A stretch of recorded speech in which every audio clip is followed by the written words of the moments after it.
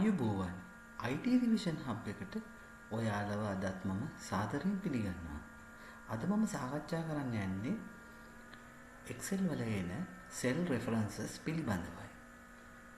cell references වර්ග තුනක් තියෙනවා Excel වල. එකක් තමයි relative cell reference. අනිත් එක තමයි absolute references.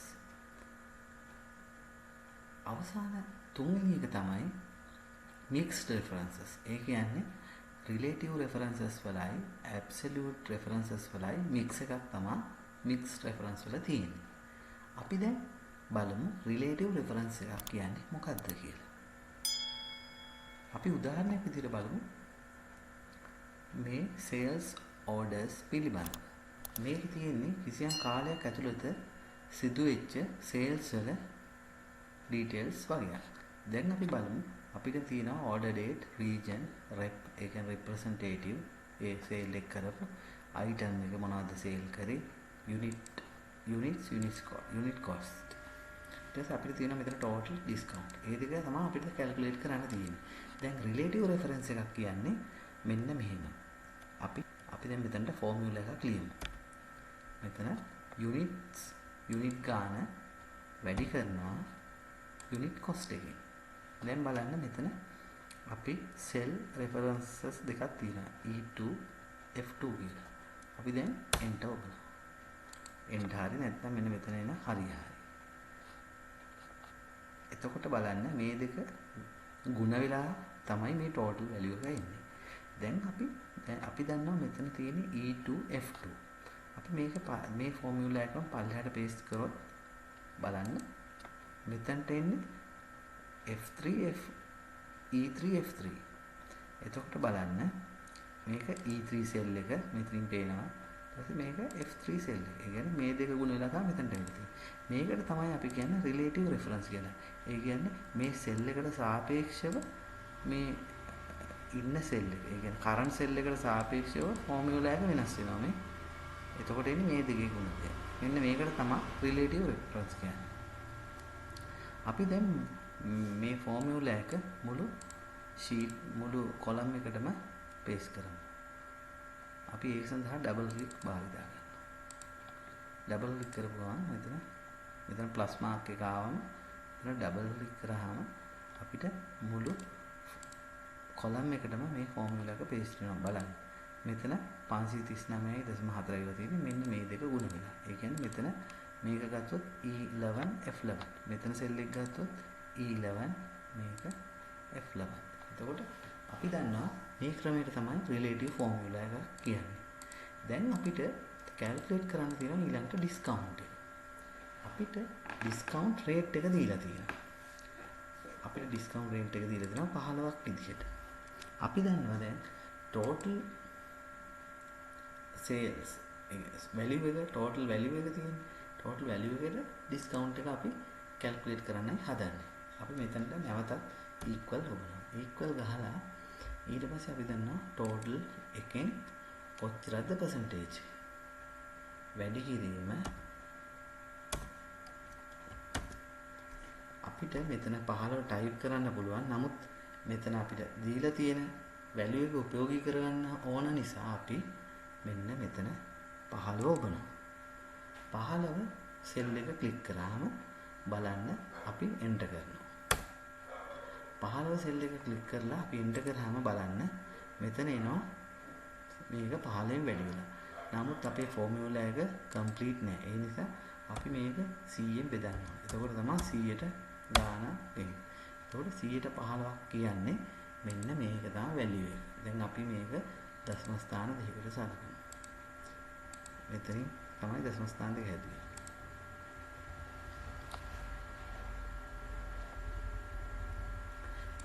අපි දැන් බලමු මේ formula එක නිකන් මේ පල්ලෙහාට paste කරලා. දැන් බලන්න ඕගලන්ට පේනවා මෙතන බිඳුවක් ආවා. දැන් බිඳුව ආපු හේතුව බැලුවොත් ඕගලන්ට පේන්නේ මොකද්ද මේ හේතුව කියලා. අපි දැන් බලමු මෙතන G3. එතකොට G3 මේ cell එක. මෙතන total එක G3. මෙතනින් පෙන්නනවා G3. ඒක හරි. ඊට පස්සේ අපි බලමු මොකද්ද මේ ඊළඟ K2. K2 කිව්වම අපි දන්නවා මෙතන K1 තියෙන්නේ K2. එතකොට බලන්න මේක ඇත්තටම මේ ෆෝමියුලා එක මෙතන පේස්ට් වෙලා තියෙන්නේ රිලේටිව් මෙතන මේ K2 ඇවිල්ලා තියෙන්නේ රිලේටිව් රෙෆරන්ස් එකක් විදිහට. ඒ නිසා දැන් අපිට අවශ්‍ය වැඩේ වෙන්නේ නැහැ.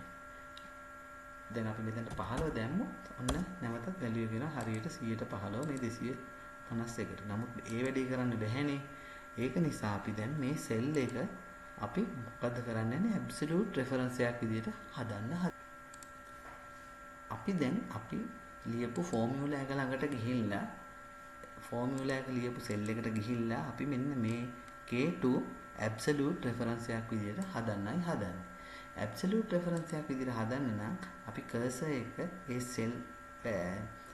සෙල් රෙෆරන්ස් එකේ ඉස්සරහට අරන් ගිහිල්ලා ක්ලික් තියනවා මෙන්න මේ ආකාරය. ඊට පස්සේ අපි ෆන්ක්ෂන් කී එක ඔබනවා F4 එබුවම බලන්න මෙතන $k $1 වුණා. අපි නැවතත් මේක එන්ටර් හරිය එක්ක නැත්නම් මෙතන හරි මෙතන හරිය දාන්න ඔබ. එතකොට මෙන්න මෙතන අපිට එනවා වැලියු එක. දැන් ඊළඟට අපි බලමු මේක පල්ලෙහාට පේස් කරලා මොකද වෙන්නේ කියලා. බලන්න. දැන් මෙතන බැලුවොත් අපිට හැමතිස්සෙම මෙතන මේ $k $1 කිව්වම මෙන්න මේ සෙල් රෙෆරන්ස් එක තමයි දිගටම අපිට $k1 තමයි වෙනසක් වෙන්නේ නැහැ. ඒ නිසා අපිට ෆෝමියුලා එක වරදින් නැතුව අවුට්පුට් එක අපිට අවශ්‍ය ගන්න පුළුවන්. ඕගොල්ලන්ට දැන් පැහැදිලි වෙනවා. ඒ කියන්නේ හැමතිස්සෙම මෙතන අපිට සෙල් එකක් ඇබ්සලියුට් රෙෆරන්ස් එකක් විදිහට පාවිච්චි කරනවා නම් අපිට හැමතිස්සෙම මෙන්න මේ ආකාරයෙන් මේක ඇබ්සලියුට් රෙෆරන්ස් එකක් විදිහට කන්වර්ට් කරන්න ඕනේ. මෙතන K1 තිබ්බා. අපි මෙතන $k $1 විදිහට කන්වර්ට් කරගත්තා. ඒක අපිට ෆන්ක්ෂන් කී එක ෆන්ක්ෂන් F4 කී එක භාවිතා කරලා කරන්නත් පුළුවන්. නැත්නම් අපිට නිකන් මෙන්න මේ ආකාරයෙන් ටයිප් කරන්නත් පුළුවන්. $k $1. හැබැයි අපි දැනගන්න ඕනේ හරියටම මොකද්ද මේ වැඩෙන් වෙන්නේ කියලා. දැක්කා. දැන් මේ අපිට මුළු කොලම් එකටම ඩිස්කවුන්ට් එක කැල්කියුලේට් කරලා ආවා. අපි දැන් මේක සේව් කරගමු. අපි ඊළඟට බලමු මොකද්ද Excel වල එන mixed reference එකක් කියන්නේ කියලා.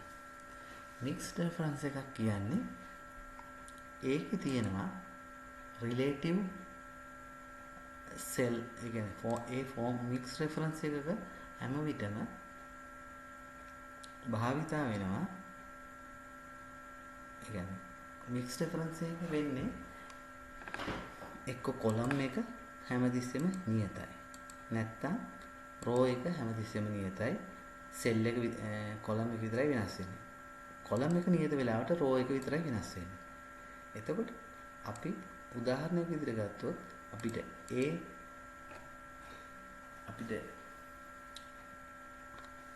අපිට කොලම් එක නියත වෙන්න ඕන නම් අපි හැමතිස්සෙම ඉංග්‍රීසි අකුර ඉස්සරහින් ඩොලර් යොදනවා. මෙන්න මේ ආකාරයෙන්. ඩොලර් අපි උදාහරණයක් විදිහට K සලකමු. K අනිත් එක අපි නිකන් ඒ රෙෆරන්ස් එක විදිහට ටයිප් කරනවා.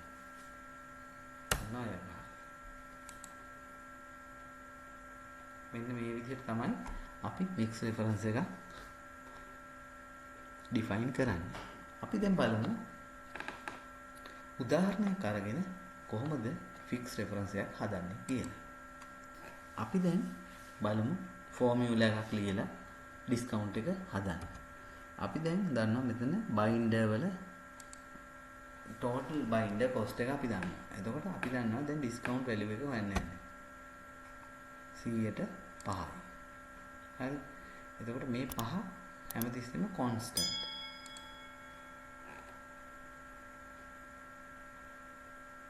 constant නිසා අපි මේක F4 ඔබනවා. එතකොට මෙන්න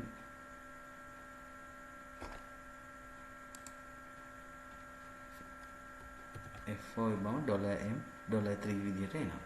අපි දැන් enter කරමු. ඊට පස්සේ අපි බලමු මේක පල්ලෙහාට ක්ලික් කරලා.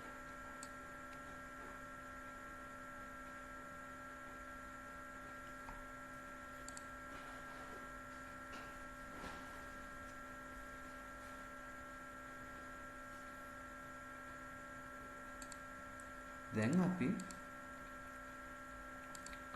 මෙතන කොන්ස්ටන්ට් විදිහට ගත්තා මේක. දැන් අපි බලමු මේ ෆෝමියුලා එක අපි බලමු මෙතනට පේස් කරලා මොකද වෙන්නේ කියලා. බිඳුව එන්නේ.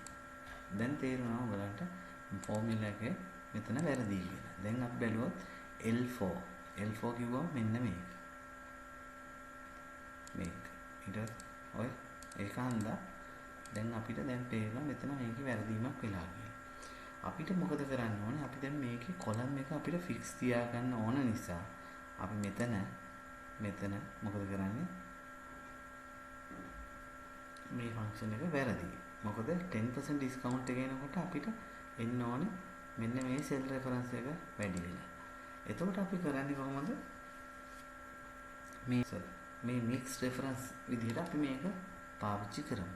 එතකොට අපි මෙතන මේ වැලියු එකේ කොලම් එක හැමතිස්සෙම නියතයි.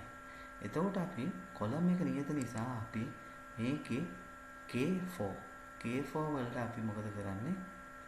$k යොදනවා. එතකොට කොන්ස්ටන්ට් එක නියතයි. $k යොදනවා. නමුත් අපි මෙතන 4 කොන්ස්ටන්ට් කරන්නේ නැහැ. 4 එක වෙනස් වෙනවා. මෙතනට යනකොට 5 වෙනවා. ඒ වගේ වෙනවා. එතකොට අපි දැන් බලන්න මෙතන මොකද වෙන්නේ කියලා. දැන් අපි මේ කරා ආයි මේ මුළු ෆෝමියුලා එක කොපි කරත් අපිට මේ වැලියුස්මයි එන්නේ. අපි මේක හදමු 2 decimal places වලට රීඩබිලිටි එකට හොඳ වෙන්නේ. මෙන්න මේ ආකාරය. දැන් බලන්න මෙතන අපි 100ෙන් බෙදන්නත් ඕනේ. දැන් බලන්න 478යි. මෙන්න මේ ආකාරයෙන් අපිට ඩිස්කවුන්ට් එක ලැබෙනවා 5% ඩිස්කවුන්ට්. අපි නැවතත් මේ ෆෝමියුලා එක බලමු. මෙතනට කොපි කරනවා. ඔන්න. එහෙම කොපි කරාම මොකද වෙන්නේ? ඒත් එන්නේ 478. නමුත් ඒ කියන්නේ අපිට මෙන්න මේ සෙල් එක අපි කොන්ස්ටන්ට් කරා මෙන්න මෙතන.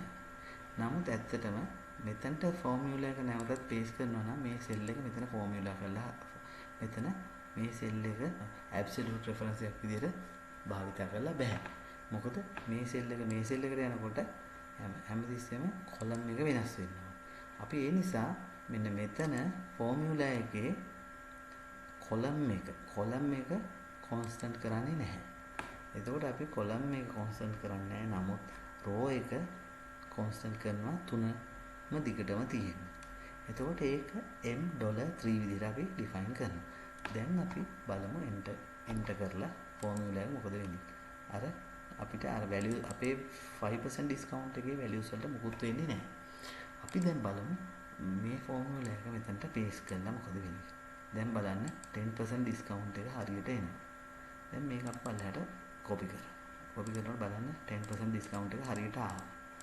මෙතන විශේෂත්වය උනේ ෆෝමියුලා එකේ අපි මේක කියන්නේ මේ සෙල් වල රෙෆරන්ස් ගන්නකොට අපි කොලම් එක කොන්ස්ටන්ට් කළා. ඒක ඔයාලට පේන්නේ දැන් මෙතන මේ කොලම් එක කොන්ස්ටන්ට් කළා මේ $k. නමුත් රෝ එක වෙනස් වෙනවා මේ. රෝ එක වෙනස් වෙනවා 5 $k $5. නමුත් මෙතනදී මේකේදී උනේ අපි රෝ එක කොන්ස්ටන්ට් කරා කොලම් එක වෙනස් කොලම් එක රිලේටිව් රෙෆරන්ස් එකක් විදිහට සෙට් කරා. එතකොට රෝ එක ඇබ්සලියුට් රෙෆරන්ස් එකක් විදිහට හදනකොට අපි $3 කියලා හැදුවා මේ. මේක නම්බර් 3 තමයි රෝ එක මේ. මෙතන තමයි ඩිස්කවුන්ට් එක තියෙන්නේ මේ ආකාරය. එතකොට අපි $3 කරාම මෙතන කොලම් එක නෑ. කොලම් එක ඇබ්සලියුට් රෙෆරන්ස් එකක් වෙන්නේ නැහැ. එතකොට ඒක මික්ස් වෙනවා. එතකොට දැන් බලන්න මෙතන අපි 10% ඩිස්කවුන්ට් එක හරියට ආවා. අපි දැන් බලමු 15% ඩිස්කවුන්ට් එකට මොකද වෙන්නේ කියලා. ඔය ඒකත් හරියට ආවා. දැන් අපිට පේනවා මෙතන K4 $k4 කිව්වම K මෙතන 4 K4 නේද? $k4 ඊට පස්සේ අනිත් එක $3 $3 කියන්නේ මේ රෝ එක වෙනස් වෙන්නේ නැහැ. ඒක පල්ලෙහාට ගිය ඒ වැලියු එක තමයි තියෙන්නේ. $4. ඒ ආකාරය. මෙතන මේ රෝ කොලම් එක වෙනස් වෙන්නේ මෙන්න මේ සෙල් වලින් සෙල් වලට විතරයි. N $3 $3 M $3 ඒ ආකාරය. දැන් අපිට මේ දැන් ඕගලන්ට පැහැදිලි වෙන්න ඇති මොනවද Excel වල තියෙන cell references. පළවෙනි එක තමයි relative cell reference.